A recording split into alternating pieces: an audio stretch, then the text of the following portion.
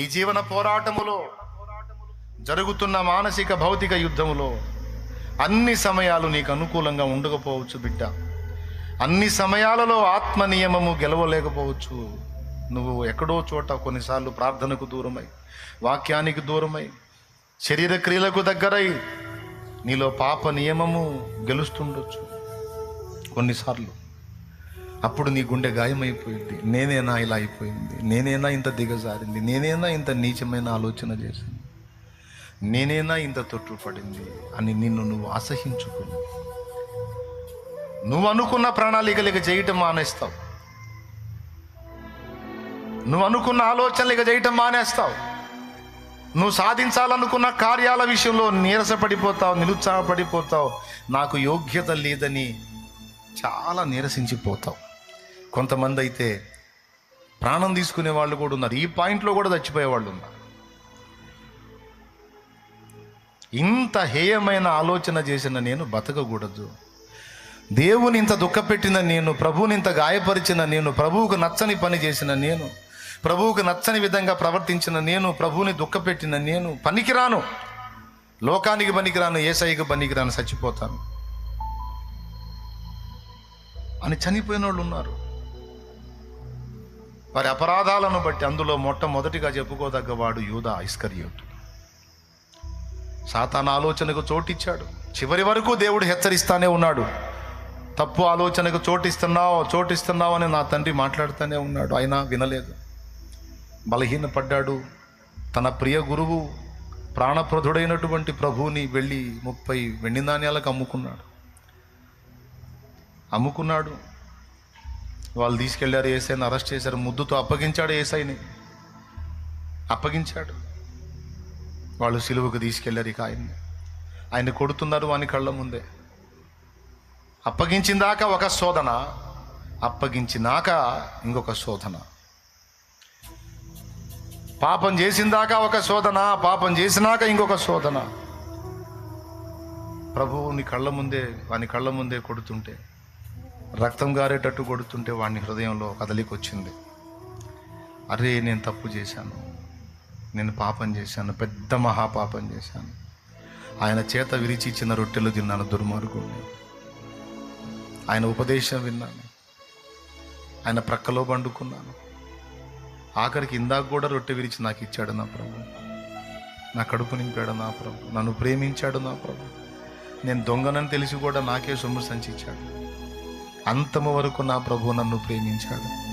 నేనెందుకు ఇంత నీచమైన పని చేశాను, నేనెందుకు ఇంత అపరాధం చేశాను, నేనెంత పాపిని అని ఏడవటం మొదలుపెట్టాను.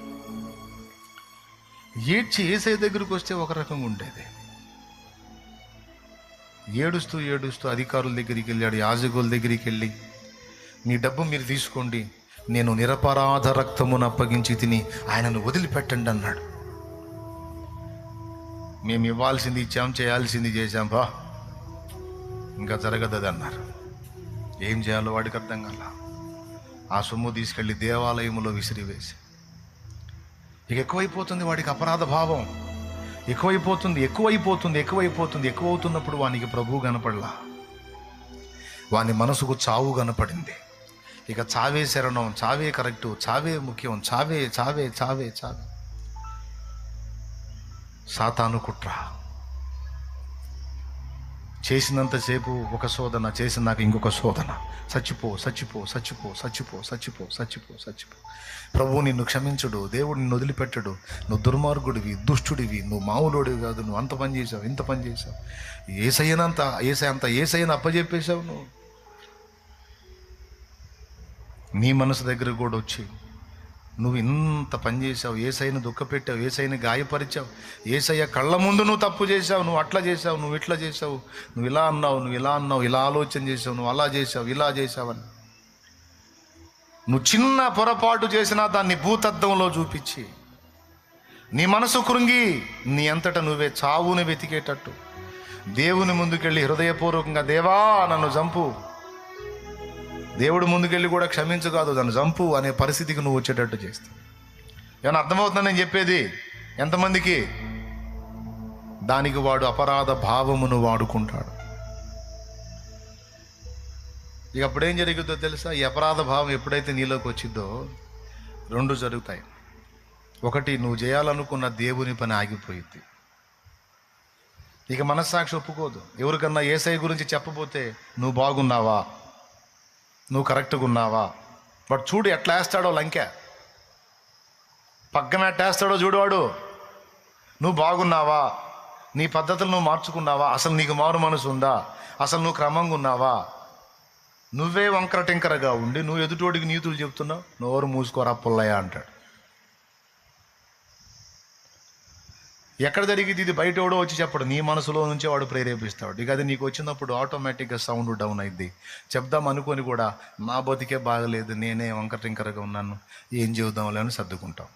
అబద్ధాలు ఆడకుండా చెప్పండి. ఇలాంటి శోధనలు మీకు వచ్చినాయా, రాలేదా? వస్తే చేతులు ఎత్తండి. లైవ్లో ఉన్నోళ్ళు, జూమ్లో ఉన్నోళ్ళు కూడా చేతులు ఎత్తండి. నాకు వచ్చిందన్నయ్య ఇట్లాంటి పరిస్థితి, నేనే సరిగా లేను, నేను ఇంకెదుటి వాళ్ళకి ఏం చెప్పేది, నేనే సరిగా లేను, నేను ఇంకెదుటి వాళ్ళకి మంచి నేను బోధించేది. నీ మనస్సాక్షి నిన్ను పొడిచిద్ది, అట్లా వాడు నిన్ను శోధిస్తాడు. ఇక నువ్వు సువార్త చెప్పలేవు, ప్రశాంతంగా ప్రార్థన చేయలేవు, వాక్యం దగ్గరకు పోలేవు ధైర్యంగా. దేవుని పనిలో పాలిభాగస్తురాలు చూడండి. ఒక్క అపరాధ భావం తీవ్రమైతే ఎన్నిటికి గండి పడుతుందో చూడు. ఏమో టైంపాస్ కోసం చెప్పట్లా నేను, చాలా సీరియస్ మ్యాటర్ ఇది.